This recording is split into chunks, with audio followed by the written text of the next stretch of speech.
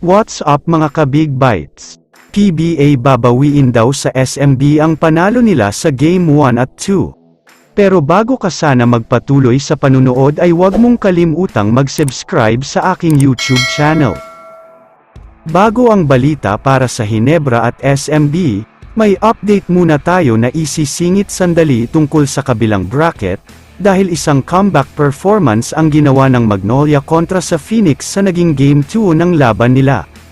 Matatalo na dapat ang Magnolia dito pero biglang 10-0 ang pinakawalan nila sa mga huling minuto ng laro, kaya naman dahil sa pagkapanalo nila ay isang win na lang ang kailangan para makaabante na sila sa finals.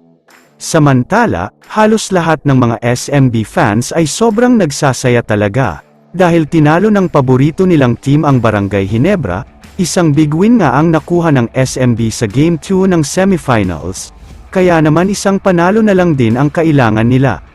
Nagkakaroon na rin ngayon ng advance celebration sa part ng SMB, dahil kumpiyansa sila na tatapusin na nila ang serye sa linggo, pero mukhang may masamang balita para sa kanila na siguradong maaalis ang tuwa nila. Alam naman nating lahat ang balita tungkol sa kumakalat na isyu ngayon sa PBA, at ito nga ay ang over the height limit na kaso ng SMB import na si Benny Boatwright. Lumabas kasi sa research na 6'10 pala ang height ng import na ito. Para sa mga hindi nakakaalam ay hanggang 6'9 lang ang pinapayagan ng PBA, pero lumampas nga sa height limit ang import ng SMB kaya malaking problema talaga ito. Galit na galit din ang mga Hinebra fans dahil sa nalaman nila. Kaya naman dahil dito, ongoing na daw ang investigation ng PBA office, at magkakaroon daw ng remeasurement na gagawin kay Boatwright. Kapag lumampas nga daw ang height niya, mapipilitan ang PBA na bawiin sa SMB ang mga panalo nila. Mapupunta nga daw ito sa Hinebra dahil unfair naman sa kanila na lumalaban ng patas. 6'8" lang ang height ni Tony Bishop kaya naman pasok na pasok ito sa criteria at sa height requirement. Sa tingin ko naman, tama lang talaga na ganito ang gagawin ng PBA dahil sobrang unfair talaga.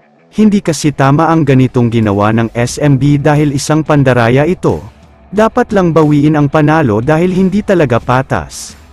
Ayon sa source, sa ngayon ay yan pa lang ang initial na balak gawin ng PBA, posible nga daw na bawiin ang panalo pero titignan pa nila kung ano pang pwedeng gawin.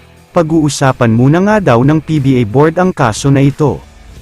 Kaya naman kung kayo ang tatanungin, sang-ayon ba kayo na bawiin sa SMB ang panalo sa Game 1 at 2? I-comment mo naman ang opinion mo tungkol sa tanong na ito. Dito na muna nagtatapos ang video na ito.